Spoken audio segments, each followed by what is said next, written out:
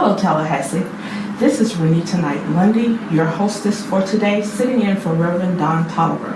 And today, I have with me as my guest, Mr. Pete Williams, better known as Pete, who will be running for state attorney.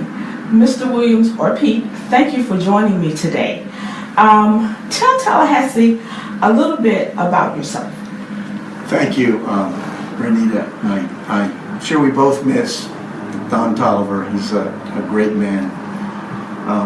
I am a Tallahassee attorney. I'm married, 3 children, one in each start time for our school system. I got one at Leon High, one at Montford, one at Roberts. I am very active in youth sports, so I think the best thing about my life, I think I've coached over 35 youth sports teams, and I haven't even got to our baby daughter yet, so I got more to go. And I've learned more coaching children and dealing with children and their parents than I have in my professional career. Okay. And I was active with the Pop Warner football organization, so I just love youth sports. Okay. Now, Pete, what experience do you have to do the job as state attorney?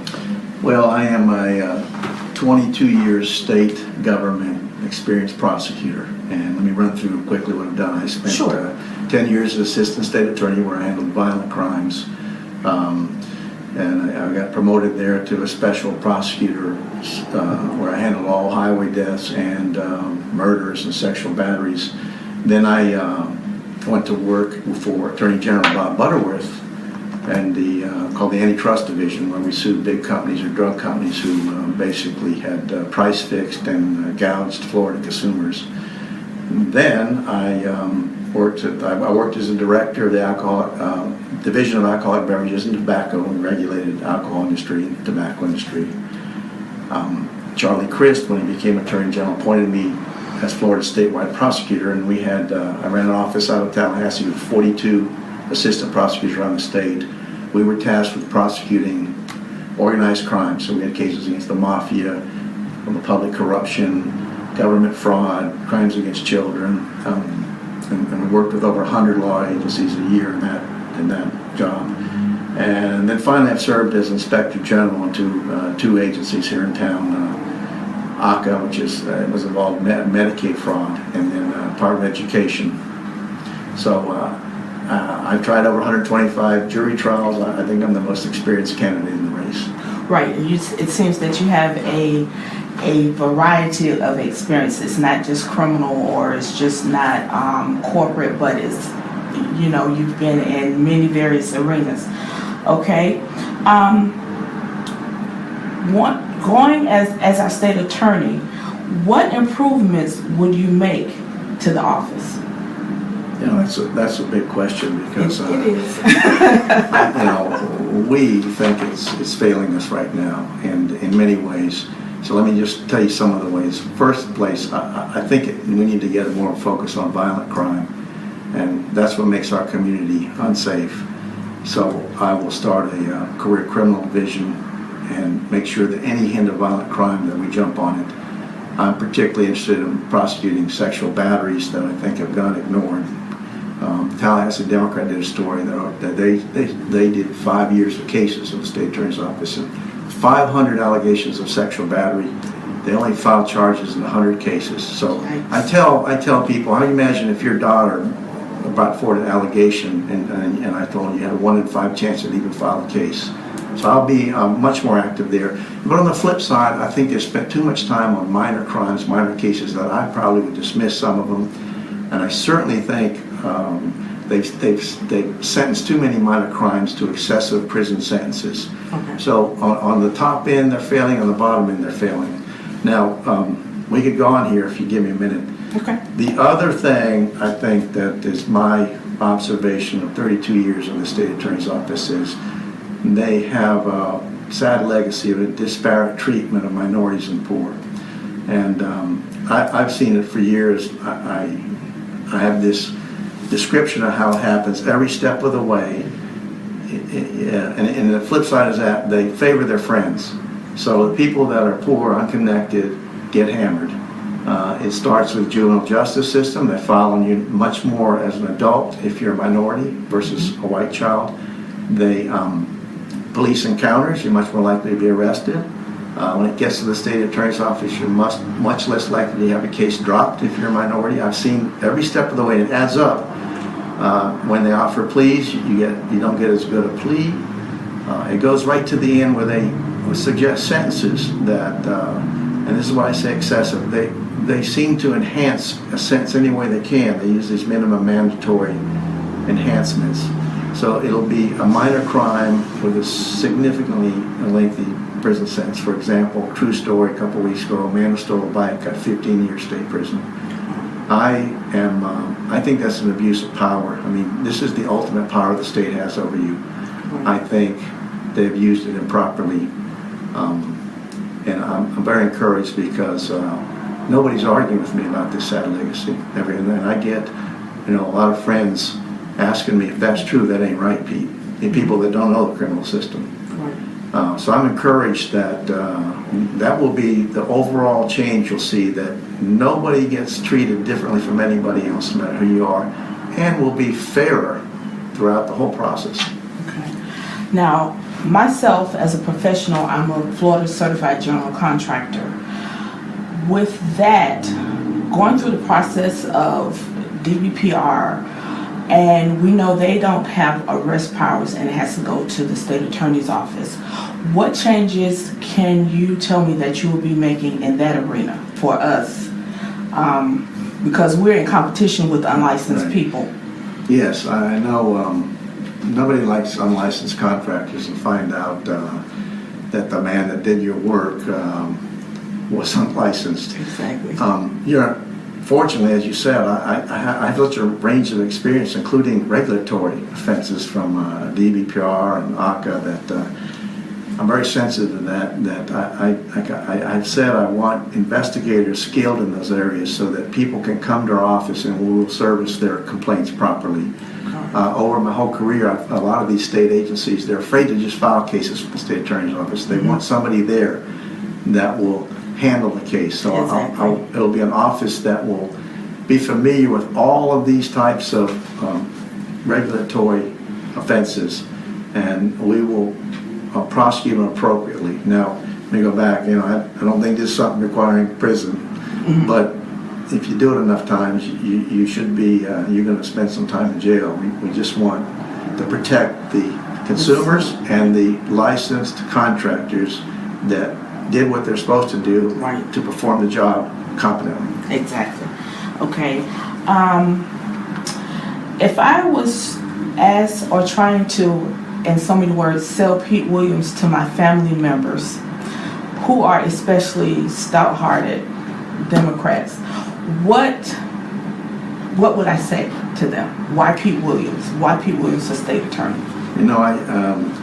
I would say my mentor probably would have been Charlie Crist, and I was a lot like him. He left me behind, and I call myself common sense Republican, and I don't like to see people mistreated. And if people ask me what's Republican, I go way back to the initial Republican philosophies. Everybody should be the same and be treated the same. And I am the one Republican I think makes the party look really good, because I have got all kinds of supporters of different races, and I just want to say, look, we all got something. We all got the same desires in common. We want to raise our children, we want them to be safe, we want them to go out and have a good career. We don't want them to be saddled with nonsense criminal charges that the rest of their life they have to pay for. We want a way to save a man gets in trouble and rehabilitate him. So I'm big on reentry programs. And here's one thing people do argue me about. I believe that once a man served his sentence, he should get the right to vote again automatically restored. And when people, that's the one thing I'll get argument about. And I'll say, have you ever sent a man to prison? That's what I say before you start arguing, because they'll say, oh, I don't want him to get it so easy, I need him to work for it. And I say, what do you think they did in prison? That's somewhere you don't want to go.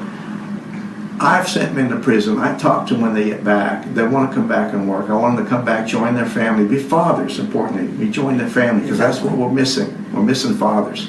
Now, let me give you a stat. And this election in Leon County, 60% of the voters will be women. You know why that is? It should be a little over 50% because there's so many men that can't vote. They've had their voting rights taken away. And I will lobby to make that automatic again. Okay. Now, it's your second time running for the office. What's different this time?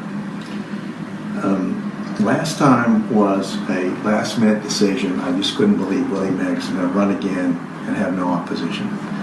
And we put on a really good campaign given the time we had. I came 49%. I lost the African-American vote because of being a Republican. Okay. So this time I'm going out of my way to get people to know me and say the heart's what's important. Forget the label. Correct. I felt if I switched parties, people wouldn't trust me. Correct. I'm not saying anything differently. I'll tell you that I'll never say anything just to get your vote. I'll tell you exactly how I feel about things. And what's different about the motivation this time is I'm really also upset with the good old boy system that the sheriff and the state attorney hired each other's sons 15 years ago, and this was a plan. They even were in the paper saying that they hoped their sons would take over each other's jobs when they retire.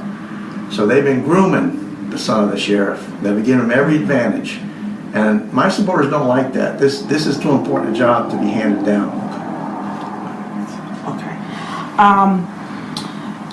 I want to give you a chance to answer this question because we got a couple minutes left. I watched you today live on the Tallahassee Democrat live airing, interviewing the candidates for state attorneys. And there was one question that was posed to Mr. Campbell but was not posed to you. They said that they had the last questions curtailed. And I'm going to quote exactly what the question said. Okay. And it was a question to Mr. Campbell. It said, Mr. Campbell, squeaking by a narrow win in the primary and you lost to Leon County. They're talking about Mr. Campbell. What do you think, this is to Mr. Campbell, what do you think that says about the race and what the people want? So I'm asking you, Pete, what do you think that says about the race and what the people want? Well, part of the good old boy system, they tried to scare people off from running. They tried to say it's a done deal. God bless Sean Desmond, he had the courage to run. And I ran as a team with him because I felt let's get two shots to throw out the regime that's in. Mm-hmm. I think Sean Desmond ran a heck of a campaign and showed that Campbell was weak. And by the way, he's endorsed me, so I'm proud of that. We're running as a team now. Really a nonpartisan team. That this office shouldn't be partisan. So he is a valuable member of my team. I want to build on what he did to finish the job off in November. Okay. And let's get a change here now. Do I have time to throw something in? Because the other thing that I think differentiates me from other candidates is I fought the war on drugs my whole life from prosecuting traffickers. But I think an addict, a user, should not go to prison. That we've got to stop the demand for drugs by treatment. So one of my slogans, treatment. The drug addiction should be treatment and not incarceration. And I use an example again of a different. If you have money, your child will go to the pavilion. I mean, if you don't, your child may end up jail or prison for the same addiction offense. So I stand for a whole new way of looking at our war on drugs. Nothing has devastated our community more than drugs. Correct. The drugs themselves are bad enough, and then you make a man a felon too. He's got very little chance to come back and earn a living. Exactly. Okay, now Pete, please tell us how we can donate and how we can find you. Okay. Your social medias, whatever you have out there, how we can find you. I have a website, votePeteWilliams.com, and you can donate on there through a credit card. I'm also very active on Facebook. It's Pete Williams for State Attorney at Facebook. You'll find it very easily. Okay. And if you join Facebook with me, we'll keep you educated from here through November 8th. Okay, and we would like the public to know that this airing is also being done Facebook Live, so it will be posted on Tallahassee chapter of National Action Network on Facebook, and we will be sharing it. We're getting ready close to winding up So, okay, so we're getting ready to kind of start. What one burning thing you would like to tell the public about Pete? Well, running 4 years ago now, I'll tell you this, I made so many good friends, and particularly in the community that you wouldn't expect somebody like me to be in, and whatever happens November, I cherish all the friends that I've made, particularly Democrats, particularly my new friends from the South Side, from Frenchtown. Mm-hmm. God bless. I really want to make a difference for the rest of. I don't have a whole lot of years left in my career, but if I'm elected, I will make a difference. Okay. And let's see, you participated in FAMU's homecoming this weekend? Yes, we were in the parade, and I think I held the parade up, shaking too many hands. It was stalled quite a few times, but I just think it's important to reach out to people.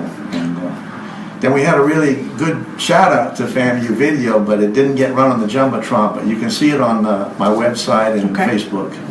Okay, that's great. That's great to hear, and we will make sure it's shared around with everybody. It's been a pleasure having you with us. Thank you. And we appreciate you being with us. And we're getting ready to wind it down. And I would like to thank Reverend Tolliver for giving me this opportunity to be your hostess with the mostest. And we'd like to say to Tallahassee, stay safe, stay healthy, and most of all, we'd like for you to be happy. Yes. Have a good afternoon. Thank you.